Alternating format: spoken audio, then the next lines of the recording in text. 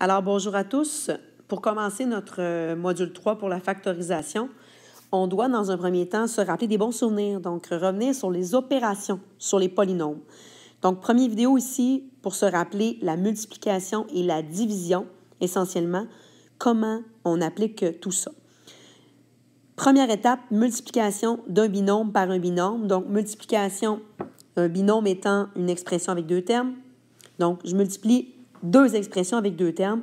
Comment ça fonctionne ici? Donc, la méthode, vous l'avez ici, multiplier chacun des termes. Donc, il faut vraiment y aller en termes de distributivité. Donc, allons-y. Je vais aller faire ma distributivité. Je vais prendre ici mon premier terme de ma première parenthèse, la distribuer dans chacun des termes de la deuxième parenthèse. Et je vais prendre mon deuxième terme de la première parenthèse et je dois la distribuer dans chacun des termes de ma deuxième parenthèse. Important ici de ne pas faire de jaloux. Pour ce qui est des flèches, là, en fait, des lignes vertes, là, des courbes vertes que je viens de tracer, ce n'est pas une obligation, mais ça vous permet de rien oublier. Donc, j'ai 4 lignes vertes, 4 flèches vertes. Donc, ça me permet de me rappeler là, que j'ai 4 multiplications à exécuter. Par la suite, allons-y, puis après, au fur et à mesure qu'on va avancer, on va se rappeler des bons souvenirs. Donc, je commence par le premier terme de ma première parenthèse, multiplié par le premier terme de ma deuxième. Donc, 2x exposant 3y exposant 2 fois 4x exposant 3. Dans un premier temps, coefficients ensemble. Donc, 2 fois 5. Ça va bien. Ça fait 10. Ensuite, on y va variable par variable. X exposant 3 fois x exposant 3. Attention ici, rappel, quand on multiplie des termes, on additionne les exposants des mêmes variables. Important. Donc, ça veut dire que si j'y vais et je fais x exposant 3 fois x exposant 3, je vais additionner mes exposants. 3 plus 3, 6. J'ai Y2 dans mon premier terme. Je n'en ai pas dans le terme avec lequel je dois le multiplier. Donc, je dois le traîner. Donc, résultat de la première multiplication à faire. On continue. Donc, deuxième flèche. 2x exposant 3, y exposant 2 fois moins 4y. On y va par les coefficients dans un premier temps. 2 fois moins 4, moins 8. Par la suite, x exposant 3, bien, je n'ai pas de x dans mon terme là, avec lequel je dois le multiplier, donc je dois le traîner. Et même chose pour, pas même chose, pour le y, on a y exposant 2 fois y exposant 1. Donc ici, il y a un 1 qui est caché pour l'exposant.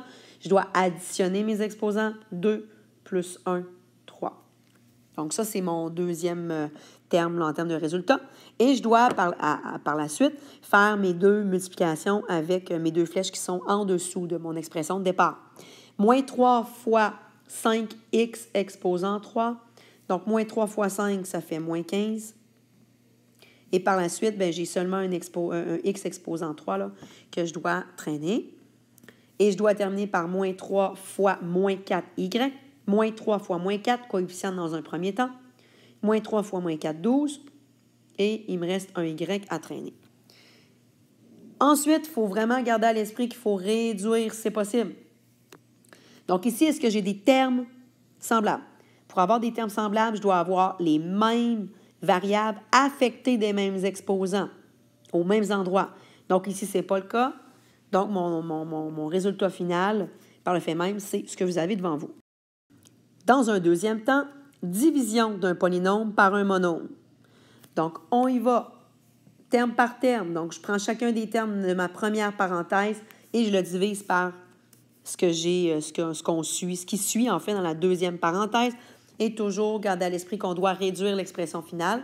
Si jamais on a des termes semblables, on doit les mettre ensemble. Donc, distributivité ici, encore une fois, les flèches ne sont pas une obligation, mais ça vous permet de vous assurer de ne rien oublier. Donc, on doit faire ici 3 divisions. Voilà. Donc, étape par étape, on commence par la première. Et par le fait même, là, au fur et à mesure que je vais avancer, je vais aller vous parler de la bubule bleue que vous avez devant vous. 6 divisé, donc 6x exposant 3, y exposant 2z, divisé par x, y, z. Donc ici, attention, il y a des exposants 1 de cachés.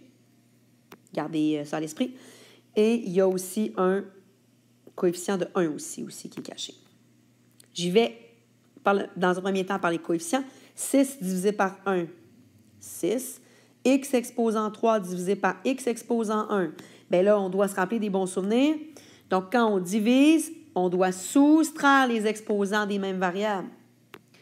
Donc, x exposant 3 divisé par x exposant 1, je dois soustraire mes exposants 3 moins 1, 2. Y exposant 2 divisé par y, je soustrais mes exposants 2 moins 1, 1. Ici, vous pouvez l'écrire, l'exposant 1 ou non, à votre guise. Et z divisé par z, z exposant 1 divisé par z exposant 1, ça fait z exposant 0, en fait, parce qu'on fait 1 moins 1, 0. Et z exposant 0, ça fait 1. Je pourrais écrire fois 1, mais en fait, ici, on alourdirait là, la chose, donc pas nécessaire de l'écrire ici. Deuxième division, 3x au carré z au carré divisé par x, y, z. Donc, encore une fois, 3 divisé par 1, 3. X exposant 2 divisé par x exposant 1. Je soustrais mes exposants. 2 moins 1, 1.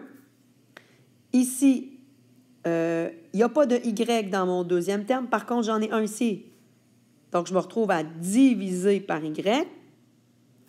Et z exposant 2 divisé par z exposant 1. Donc, z, pour ce qui est de l'exposant, je soustrais 2 moins 1, 1.